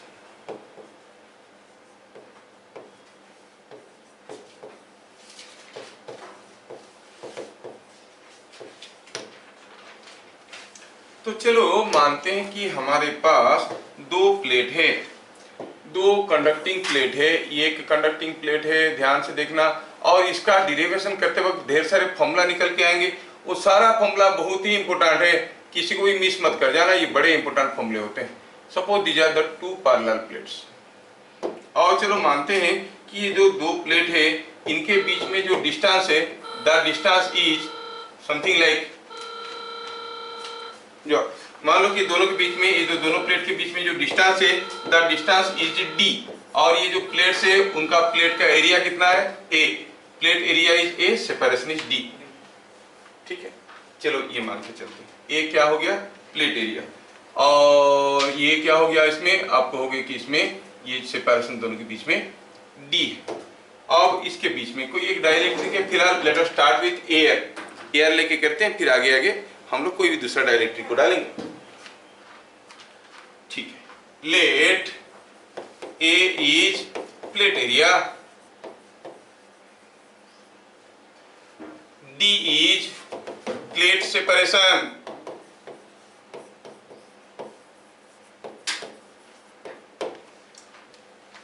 बुक वाला डेरिवेशन को मत करना, बुक वाला डेरिवेशन में गड़बड़ दिया है। अब मैं बताने के लिए अपना समय खोटा नहीं करना चाहता हूँ। How they derive the capacitance that is being, चलो किसी के नाम नहीं लेते, सारे बुक में एक किस्म की कॉमन गलतियां दिया हुआ है। ठीक है, तो बाद में ऑफलाइन में बता देंगे क्या गलतियां दिया हुआ है, किसी को बदनाम करना हमारा कोई मकसद नहीं। अच्छा, let Q is charge on one plate. अगर एक प्लेट में चार्ज Q होगा तो ये जो चार्ज है यहां से मान लो कि पॉजिटिव चार्ज है, ये प्लेट को दे दिए हम प्लस Q चार्ज, ये प्लेट को दे दिए प्लस Q चार्ज, ये प्लेट को दे दिए प्लस Q चार्ज, तो वहां से लाइन ऑफ फ्लक्स निकलेंगे। वो जो लाइन ऑफ फ्लक्स निकलेंगे आके पहुंचेंगे दूसरे प्लेट में, दूसरे प्लेट में पहुंचेंगे तो आप जानते हो कि यहाँ पर नेगेटिव चार्ज इंड्यूस होगा, प्लस Q का नेगेटिव Q माइनस Q होगा, क्योंकि यहाँ से निकलता हुआ सारा फ्लक्स यहाँ पे जा रहा है। सपोज हमने क्या किया, इसमें ये सारा जो चीज बना है अभी, इसको मैं क्या कर रहा हूँ, I am connecting it across A battery. कौन दे रहा है पॉजिटिव चार्ज? कोई बैटरी दे रहा है, ऐसे कनेक्ट कर दिया। अब ये जो दूसरा वाला प्लेट है, राइट प्लेट है, ये जो दूसरा वाला प्लेट है, ये प्लेट में अंदर अगर हो गया माइनस Q तो इधर हो जाएगा प्लस Q, हो गई नहीं? कंडक्टिंग प्लेट है ना, इधर माइनस Q होगा तो इधर प्लस Q होगा। एंड दो पॉजिटिव चार्जेस आर कंडक्टर है। ये प्लेट पे जो चार्जेस है वो तो फ्री चार्जेस है, डाइलेक्ट्रिक के चार्जेस बाउंड चार्जेस थे, ये फ्री चार्जेस है। और ये चार्जेस क्या करेंगे, they are connected to the negative terminal of the battery, they will pull electron and will get neutralised. तो अल्टीमेटली आपको क्या मिलेगा, मिलेगा कि यहाँ पे प्लस Q चार्ज है, यहाँ पे माइनस Q चार्ज है। ध्यान रहे, ultimately you find here are positive charges at this face of the plate and here are negative charges, equal amount of negative charges at this face of the plate। और बाहर कोई charge नहीं है, इधर भी कोई चार्ज नहीं है, मतलब अभी जो इलेक्ट्रिक फील्ड है वो कहाँ पे, that electric field is only between these two plates। Positive से नेगेटिव चार्ज जा रहा है, lines of flux are going from positive to negative charge। तो यहाँ पे इलेक्ट्रिक फील्ड मिलेगा, बाहर कोई इलेक्ट्रिक फील्ड नहीं है, इधर कोई इलेक्ट्रिक फील्ड नहीं है। समझ में आया क्या? So if Q is a charge on one plate, then charge on other plate by induction, charge on other plate by induction is equal to minus Q। बहुत ज्यादा फैला के नहीं लिखेंगे, जरूरत ही नहीं है, बुक में भी नहीं लिखा है तुम लोगों का। यहाँ पर प्लस Q हुआ तो वहां पर माइनस Q हुआ, और यहाँ पर जो पॉजिटिव Q हुआ वो कहाँ गया, वो पॉजिटिव चार्ज वो बैटरी के साथ न्यूट्रलाइज हो गया। और ये प्लस Q कहाँ से आया, बैटरी ने दिया। ठीक है, आपको ये चीजें समझ में आ गए। मुझे क्या निकालना है, कैपेसिटेंस। इससे जब बैटरी इधर दिया तो दोनों प्लेट में डिस्ट्रीब्यूट हो जाएगा, ये मतलब ए प्लेट में। हाँ, तो दोनों साइड में तो होगा, कौन मना कर रहा है, दोनों साइड में होगा, लेकिन एक बार जो नेगेटिव चार्ज हुआ वो खींच लेगा कि नहीं इधर को। बैटरी जो चार्ज देगा इसमें, यहाँ पर नेगेटिव चार्ज होगा तो एक दूसरे को खींच के रखेंगे। समझ में? अच्छा, तो यहाँ पर आपको मिल गया है कुछ माइनस Q और प्लस Q। कोई पूछेगा what is the total charge on the capacitor, ऐसा कोई चार्ज कैपेसिटर को किसी एक क्लोज सरफेस के अंदर डाल दो, what is the net flux coming out, Q/ε0, जबकि नेट चार्ज क्या है अंदर, zero. Total charge in a capacitor is zero. ये थोड़ा मिसकंसेप्शन क्रिएट करता है, total charge on the capacitor is zero, लेकिन अक्सर आपको क्वेश्चन मिलेगा what is the charge on the capacitor, मतलब what is the charge on each plate of the capacitor. ये समझ में आना चाहिए। टोटल चार्ज क्या होता है, हरदम जीरो होता है, यानी चार्ज कैपेसिटर में total charge is always zero. समझ में आया? लेकिन वो पूछेंगे what is the charge on the plates of the capacitor, मतलब ईच प्लेट में क्या चार्ज है। समझ में आया? हाँ, तो कंफ्यूज मत कर जाना, टोटल चार्ज तो 0 था, क्या पूछ रहा है क्या चार्ज है, हर एक प्लेट में क्या चार्ज है, इसका मतलब वो magnitude of charge on each plate वो पूछा जाता है। ठीक है, अब यहाँ तक की बात समझ में आया। मुझे क्या करना है, मुझे कैपेसिटेंस निकालना है किसका, ये दो प्लेट के बीच में जो डाइलेक्ट्रिक है उसका। कैसे पता करेंगे, अरे हम यहाँ पर Q माइनस Q दिए, अगर किसी तरह से पोटेंशियल डिफरेंस पता कर लेंगे, Q by V is the capacitance. अब पोटेंशियल डिफरेंस निकालने की प्रक्रिया शुरू होता है। पॉइंट नंबर 1, चलिए पहले लिखेंगे फ्लक्स बिटवीन प्लेट्स। ये दोनों प्लेट के बीच में क्या फ्लक्स है, ये दोनों प्लेट के बीच में क्या फ्लक्स है, जो फ्लक्स यहाँ से निकल रहा है वही तो है कि नहीं? Yes, क्या पॉजिटिव चार्ज के लिए एक फ्लक्स और नेगेटिव चार्ज के लिए दूसरा फ्लक्स है? नहीं, वो आपने बुक में क्या किया है, कोई एक चार्ज कंडक्टर चार्ज सरफेस के लिए इंटेंसिटी होता है सिग्मा बाई 2 एप्सिलॉन, और इसके लिए फिर सिग्मा बाई 2 एप्सिलॉन, दोनों सेम डायरेक्शन में जोड़ के सिग्मा बाई एप्सिलॉन कर देता है, जो कि गलत है। नहीं, हाँ, वो कब होता है, इनके साथ इंसुलेटिंग प्लेट्स, ये तो कंडक्टिंग प्लेट्स है। तो इसके लिए हो गया सिग्मा बाई एप्सिलॉन 0, और इसके लिए हुआ, फिर इसके लिए नहीं होगा, क्योंकि ये हुआ तभी तो ये बना। अरे इलेक्ट्रिक फील्ड यहां पर हुआ तभी तो ये नेगेटिव चार्ज को इधर खींच के रखा, तो इसके लिए एक बार, इसके लिए एक बार नहीं होगा। मैं दिया तुमको 10 रुपया, तुम लिए 10 रुपया, तो कॉपी में लिखेंगे 20 रुपया का उधारी हुआ। अरे मैं दिया 10 रुपया, तू लिए 10 रुपया, 10 20 रुपये, अरे यही तो गया जाके यहाँ पर नेगेटिव चार्ज इंड्यूस किया है। बात समझ में आ रहा है ना? दोनों प्लेट के लिए इलेक्ट्रिक फील्ड निकालने की जरूरत नहीं है। हम क्या देखें, यहाँ से जो फ्लक्स जा रहा है वो ऐसे जा रहा है। एनीवे, बुक की बात बुक समझे, हम लोग अपने तरीके से कहेंगे। क्या बता सकते हो कितना फ्लक्स निकल के जा रहा होगा एक प्लेट से? Total flux coming out of this plate is going here, so आपको हो गए 5, the flux between the plates is Q by epsilon 0, है कि नहीं? अगर Q चार्ज है तो यहाँ से कितना फ्लक्स निकलेगा, Q बाई एप्सिलॉन 0, वही जा रहा है। नहीं, अगर ये नेगेटिव प्लेट नहीं होता तो क्या उतना फ्लक्स नहीं जाता? तब भी उतना ही जाता। नेगेटिव प्लेट है, रख दिए तो उसमें चार्ज इंड्यूस करवाया, समझ में आया क्या? तो उसमें भी ये नेगेटिव चार्ज होने से भी फ्लक्स इतना हुआ, ये नेगेटिव चार्ज को दूर ले लेंगे या फिर निकाल देंगे, तभी तो फ्लक्स की कूलम्ब चार्ज से उतने ही फ्लक्स जाता, जो निकल के जा रहा है वही है। So what is the flux coming out of this positive plate? Q by epsilon 0. दोनों प्लेट के बीच में फ्लक्स है Q by epsilon 0। समझ में आया? Beat number 2, electric field between plates. ये दोनों प्लेट के बीच में इलेक्ट्रिक फील्ड कितना हुआ देखो तो, ये फ्लक्स जा रहा है 5, कितना एरिया पे जा रहा है, ये एरिया पे जा रहा है, ये एरिया कितना है, A। How is the plate, plate ऐसा रखा है, एरिया कितना है, A एरिया में फ्लक्स जा रहा है 5, तो what is the electric field, flux by unit area. E का डेफिनेशन क्या था, flux passing per unit normal area. तो आपको हो गए electric field between the plates is equal to 5 by area, and that is equal to Q by A epsilon 0। क्या मेरी बात समझ में आ रहा है? ये जो इलेक्ट्रिक फील्ड है कहाँ पे है बताओ, where is this electric field between the plates. अच्छा, तो देख रहे हैं कि हम यहाँ से जितना फ्लक्स निकल रहा है वही फ्लक्स जा रहा है। यहाँ पर का जस्ट अंडरस्टैंड कि दी एरिया हियर और एरिया हियर, हर जगह एरिया बराबर है, हर जगह बराबर फ्लक्स है, तो हर जगह इलेक्ट्रिक फील्ड बराबर है कि नहीं? इसका मतलब जो इलेक्ट्रिक फील्ड है दोनों प्लेट के बीच में, वो यूनिफॉर्म इलेक्ट्रिक फील्ड है कि नॉन यूनिफॉर्म इलेक्ट्रिक फील्ड है? यूनिफॉर्म इलेक्ट्रिक फील्ड है। तो आपको हो गए this electric field between the plates is Q by A epsilon 0, और चाहो तो थोड़ा इसको इधर लाके लिखे, is equal to it is a uniform electric field is established between plates। दो प्लेट के बीच में यूनिफॉर्म इलेक्ट्रिक फील्ड बनता है। क्या ये बात समझ में आया? यूनिफॉर्म इलेक्ट्रिक फील्ड आया। वो ऐसे पूछेंगे कहां पर इलेक्ट्रिक फील्ड ज्यादा स्ट्रांग है, पॉजिटिव प्लेट के पास कि नेगेटिव प्लेट के पास? हर जगह बराबर है। समझ में आया?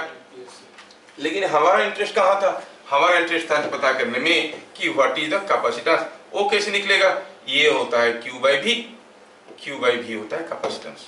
ठीक है, beat number 3, potential difference between plates. Potential difference between plates क्या हो जाएगा, सोचो, potential difference between these two plates, ये दो प्लेट में पोटेंशियल डिफरेंस ही क्या था definition, potential difference between two points is defined as the work done against electric field in moving a unit positive charge from one point to other, और it is the work done against the electric field. Electric field तो हर जगह constant है, अगर variable होता, variable force होता है तो work निकालने के लिए हम लोग इंटीग्रेशन करते हैं, कांस्टेंट फोर्स है तो एफ डॉट एस कर लेते हैं, नहीं तो यहां से यहां पर अगर आएंगे इलेक्ट्रिक फील्ड कांस्टेंट है, work done against electric field क्या होगा, ई है, इलेक्ट्रिक फील्ड आ रहे हैं डी, तो वर्क डन होगा ई इंटू डी। समझ में आ रहा है क्या, force is force on unit positive charge होता है ई, नहीं अरे क्या, हाँ अगर potential difference is defined as the work done against electric field in moving a +1 coulomb charge. जब हम +1 कूलम चार्ज को लेके आ रहे हैं, क्या है फोर्स इसके ऊपर, ई है, ई के अगेंस्ट में, ई हर जगह कांस्टेंट है, और ई के अगेंस्ट में हम कितना दूर आ रहे हैं, ये डिस्टेंस डी दिया हुआ है, तो पोटेंशियल डिफरेंस कितना होगा, ई इंटू डी। क्या बात समझ में आ रहा है, तो हम कहेंगे potential difference is equal to E into D, जबकि ई का वैल्यू हमें पहले से मालूम है, Q by A epsilon 0 into D. ठीक है, यही है वो पोटेंशियल डिफरेंस जिसको हम कहेंगे V। ये पोटेंशियल डिफरेंस कितना है, ये V है, potential difference between the plates of the capacitor. Then what is the capacitance, अगर हमें V मिल गया तो कैपेसिटेंस निकालना है, तो हम कहेंगे capacitance is given bye, capacitance is given bye Q by V। देखो Q बाई V करो, Q बाई V आ गया, बाकी सब इधर आ गया, A एप्सिलॉन बाई D है कि नहीं। The capacitance of A parallel plate capacitor is given bye A epsilon not by D। बहुत ही इंपॉर्टेंट एक लॉन्ग क्वेश्चन है और 3-4 मार्क वाला है, सारे बोर्ड में आता है, जरूरत पड़ता है।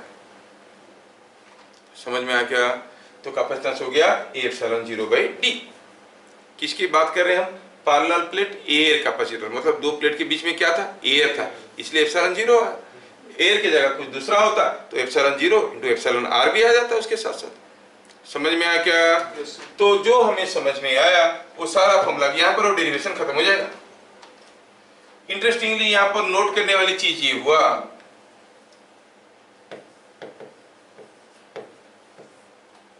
कि आपका जो कैपेसिटेंस है, सारा फॉर्मूला को याद रखना, it is given bye Q by V। जो फ्लक्स है वो Q बाई एप्सिलॉन 0 है, और जो E है वो फ्लक्स बाई एरिया होता है, और Q बाई एप्सिलॉन 0 होता है, Q बाई A एप्सिलॉन 0 होता है, नहीं Q बाई A एप्सिलॉन 0 होता है, नहीं ऐसे करके लिखते हैं, और ये यूनिफॉर्म होता है। ये सारा फॉर्मूला को याद रखना। V होता है E इंटू D, और V होता है, आप यहां से निकालोगे तो आएगा Q बाई C, और E के जगह वैल्यू डाल दो तो ये आएगा QD बाई A एप्सिलॉन 0। वो कुछ भी डाटा देके कुछ भी पूछेंगे आपको, हो सकता है Q और C दिया गया, पूछा गया भी, इलेक्ट्रिक फील्ड दिया गया, प्लेट सेपरेशन दिया गया, पूछा, या फिर ये QD by epsilon depending upon the data you are calculating. तो V निकालने की ये सारे फॉर्मूले आ गए, और E को भी याद रखो, तो ये थोड़ा कुछ ऐसा भी तो आ रहा है, अगर हम E को लिखेंगे तो शायद हम ऐसा भी लिख सकते हैं कि E is equal to V by D भी तो लिख सकते हैं। अगर कोई कैपेसिटर में पोटेंशियल डिफरेंस हुआ V और प्लेट सेपरेशन हुआ D, तो क्या हम E को V बाई डी नहीं लिख सकते, यस ये भी लिख सकते हैं। तो सारे रिलेटेड फॉर्मूला को याद रखना, ठीक है। ये किसके लिए, for a parallel plate air capacitor,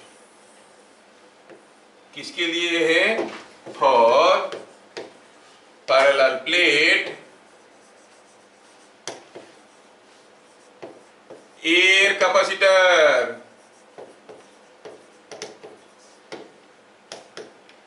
और ये सारे में से हमें क्या समझ में आया, capacitance is A epsilon 0 by D। बड़ा इंटरेस्टिंग है, जबकि हम कैपेसिटेंस को जानते हैं Q बाई V है, Q बाई V है, लेकिन अल्टीमेटली ये निकल के आया A epsilon not by D। याद करो रेजिस्टेंस को हम लोग कुछ ऐसे पढ़े थे, V बाई आई, V को बढ़ाओ, रेजिस्टेंस बढ़ता था कि घटता था? सेम रहता था, आई बढ़ जाता था। सिमिलरली ये Q बाई V वाला एक्सप्रेशन को देख के ये मत सोचना कि Q बढ़ा देंगे या V बढ़ा देंगे तो C बदल जाएगा। C Q और V के ऊपर डिपेंड नहीं करता है, डिपेंड करता है कितना बड़ा प्लेट है, क्या सेपरेशन है, किस किस्म की डाइलेक्ट्रिक है। It's a dimensional phenomena. Dielectric का शेप साइज के ऊपर डिपेंड करता है और नेचर के ऊपर। It does not depend on the charge और potential difference. Resistance of a wire depends upon rho, L and A, nature and dimension के ऊपर। ये भी नेचर और डायमेंशन के ऊपर। All the three basic parameters जो आर है, रेजिस्टेंस, ये कैपेसिटेंस, फिर आगे चल के पढ़ेंगे इंडक्टेंस, ये तीनों का तीनों डिपेंड करते हैं shape and size of the material के ऊपर and nature of the material के ऊपर। ये करंट वोल्टेज के ऊपर डिपेंड नहीं करते हैं। समझ में आया क्या? तो क्या याद रखना है? कैपेसिटेंस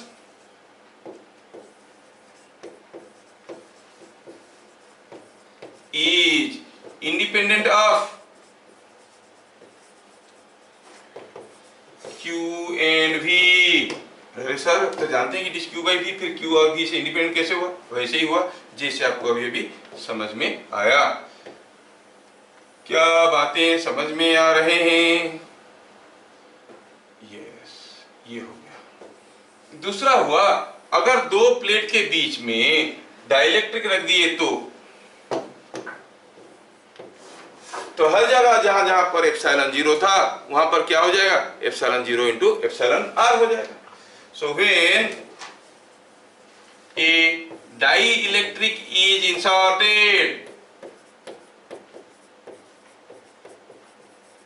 बिटवीन प्लेट्स, कैपेसिटेंस क्या हो जाता है? ए epsilon 0 epsilon r by d। हर जगह एप्सिलॉन 0 की जगह एप्सिलॉन 0 इंटू एप्सिलॉन r कर लेना है। क्या बातें समझ में आया? Is it understood? Yes. Parallel plate capacitor की कहानी ऐसा होता है। पैरेलल प्लेट कैपेसिटर की कहानी कुछ ऐसा होता है। ठीक है, तो एक बहुत ही इंपॉर्टेंट डिराइवेशन को हम लोग अभी किए। ठीक है, थोड़ा सा कुछ चीजें एक्स्ट्रा बताना चाहते हैं, लेकिन वो स्कूल वाले पूछते नहीं है और एंट्रेंस वगैरह में भी आजकल ज्यादा नहीं पूछता बोल के I am trying to skip, but then I feel tempted to say what is fringing of flux. Fringing of flux क्या है और what is the relation between resistance and capacitance of a dielectric, थोड़ा ये बता देते हैं, ये ठीक रहेगा। Bit number 3, suppose we are writing the facts. Suppose ये हुआ कोई एक कैपेसिटर का प्लेट्स और ये हो गया बीच का डाइलेक्ट्रिक, ठीक है, और इसका थिकनेस दिया हुआ है d और प्लेट एरिया दिया हुआ है a। अब ये दोनों प्लेट के बीच में कैपेसिटेंस इफेक्ट है? हाँ है, क्योंकि डिपेंड करता है डाइलेक्ट्रिक के नेचर के ऊपर। लेकिन कितना है अभी एग्जिबिट नहीं हो रहा है, क्योंकि रेजिस्टेंस, किसी एक वायर का रेजिस्टेंस तो है, वोल्टेज देने से करंट को कंट्रोल करेगा, अलग बात है। अभी चार्ज नहीं दिए तो कोई वोल्टेज पोटेंशियल डिफरेंस भी नहीं है, लेकिन कैपेसिटेंस इफेक्ट तो है कि नहीं? अच्छा, अभी अगर हम कहेंगे what is the resistance across the two ends, इस पॉइंट को A को, इस पॉइंट को B को, what is the resistance across the two ends, आप कहोगे रो L बाई A। करंट अगर घुसेगा ऐसे निकलेगा, ये डाइलेक्ट्रिक है, स्ट्रॉन्ग इंसुलेटर है, तो रेजिस्टेंस कितना होगा? करंट जाएगा इतना दूर, कितना दूर जाएगा? D, और एरिया कितना मिला उसको? A। What is the capacitance across this two ends? It is A epsilon not epsilon r by d। थोड़ा मल्टीप्लाई करके देखो तो क्या दे रहा है ये? RAB into CAB। दोनों को मल्टीप्लाई करके देखो क्या मिल रहा है। देखो तो ये तो सब काट पीट के कैंसिल हो गया। यस, दोनों को मल्टीप्लाई करो तो मिलेगा rho into epsilon 0 into epsilon r। ये एक बड़ा इंटरेस्टिंग चीज है। आप सोच रहे होंगे कि ये पैरेलल प्लेट कैपेसिटर में होता है, नहीं। There are hundreds of varieties of capacitor, चाहे वो पैरेलल प्लेट हो, सिलिंड्रिकल हो, स्फेरिकल हो, कंसेंट्रिक स्फेरिकल हो, कैसा भी कैपेसिटर हो, कैपेसिटेंस बिटवीन टू वायर्स हो, कोई भी केस में आप रेजिस्टेंस निकालो, कैपेसिटेंस निकालो, मल्टीप्लाई कर दो तो आपको मिलेगा एक कांस्टेंट जो कि डायमेंशन के ऊपर डिपेंड नहीं करता है। Resistance depends upon dimension, capacitance depends upon dimension, but the product is independent of the dimension, depends only on the nature of the material. ठीक है, सो R into C depends on nature of material. और भी interesting चीज क्या है मालूम है, इन दोनों का जो प्रोडक्ट रो और एप्सिलॉन जीरो जो लिखा है यहाँ पे, इनको अगर डायमेंशंस बैठाओगे, वैल्यूज बैठाओगे तो क्या मिलेगा प्रोडक्ट में मालूम है? इसका यूनिट मिलेगा second inverse. R into C is time, क्या मिलेगा? टाइम। तो ये आप ये कहोगे R और C का डायमेंशन होता है कितना? Same as time. टाइम का डायमेंशन के बराबर है, मतलब याद रहे 1 farad into 1 ohm is equal to 1 second. कैसे हुआ सर? बैठाओ रो एप्सिलॉन जीरो का डायमेंशन बैठाओ और देखो, ohm into farad gives you second. समझ में आया क्या? ये एक एक्स्ट्रा चीज बताया। चलिए नेक्स्ट एक्स्ट्रा चीज बताते हैं, नंबर 4। ये बड़ा इंटरेस्टिंग है। सपोज हम कहेंगे कि यहां पर कोई एक रेजिस्टेंस है और एक कैपेसिटर है ऐसा, और हमने इसमें एक पोटेंशियल डिफरेंस अप्लाई कर दिया। मैं जैसे स्विच ऑन किया तो चार्ज चलने लगा, तो यहाँ पर चार्ज चलने लगा तो करंट चलने लगा, थोड़ा सा कुछ पोटेंशियल डिफरेंस हुआ, लेकिन चार्ज आएगा तो कहां तक आएगा? यहाँ तक आके पहुंचेगा। The charge will come here, और आगे कैसे जाएगा? बीच में डाइलेक्ट्रिक है, यहाँ तक आके रुका, और उसके चलते बना इधर नेगेटिव चार्ज, इधर जो बना पॉजिटिव चार्ज, बाहर की तरफ जो पॉजिटिव चार्ज इंड्यूस हुआ वो बैटरी के पास आके खुद को न्यूट्रलाइज कर दिया, इधर से आके खुद को न्यूट्रलाइज कर दिया, तो चार्ज यहाँ से आया। लेकिन जैसे जैसे चार्ज आने लगा, आप जानते हो the potential difference across the capacitor is Q by C, क्योंकि C होता है Q by V। इसका C फिक्स्ड है, C is not going to change, C does not depend upon Q and V, it is A epsilon naught by D। C का value fixed है।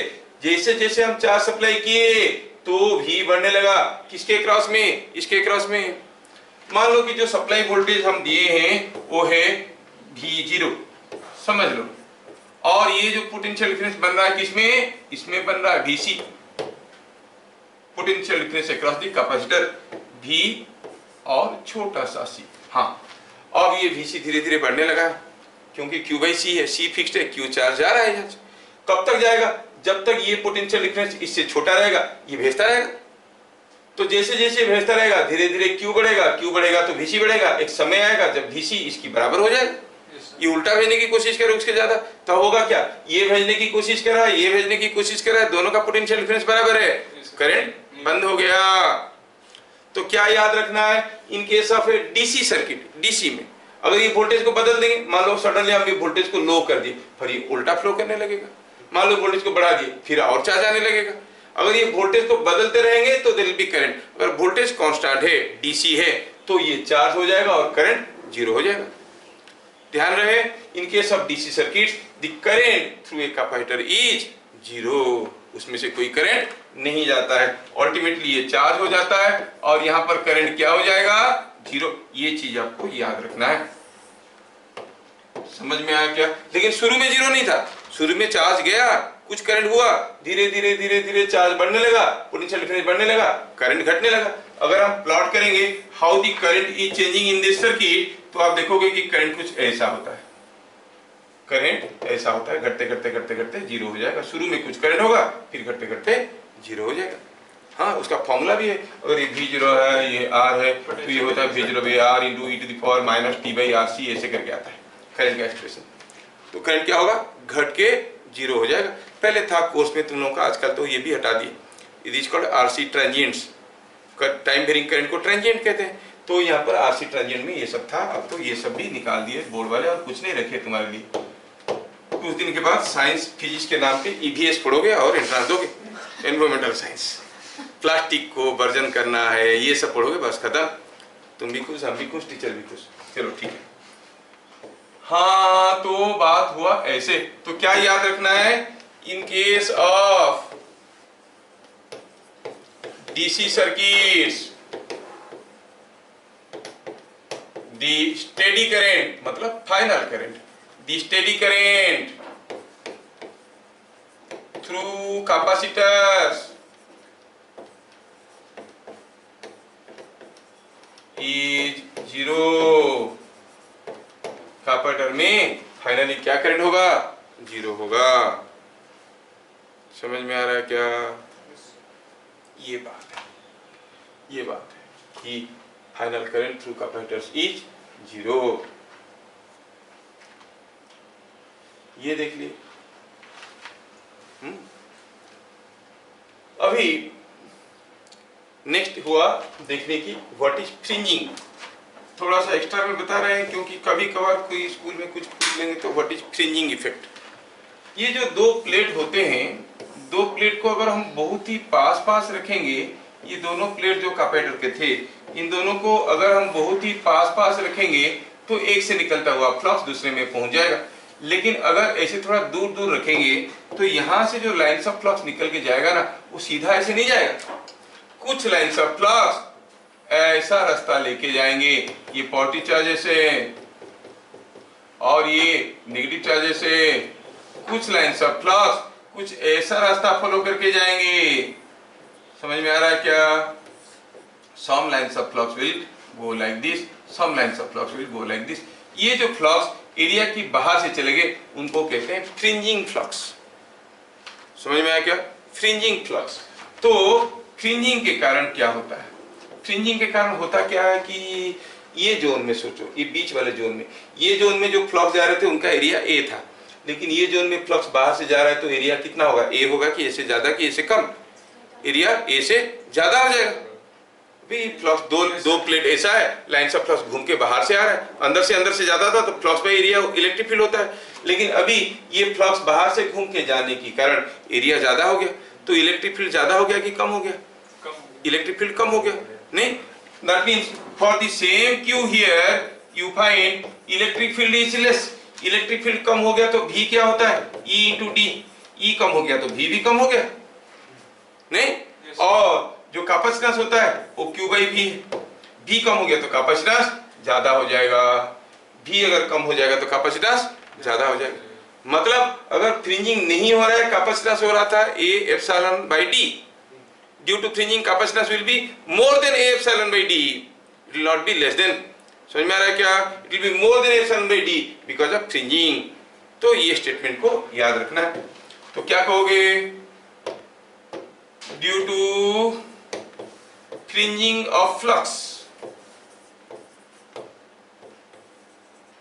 due to fringing of flux, the capacitance between plates is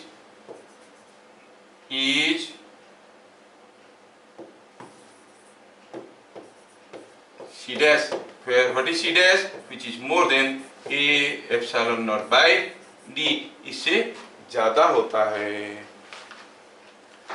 क्या मेरी बात समझ में आया?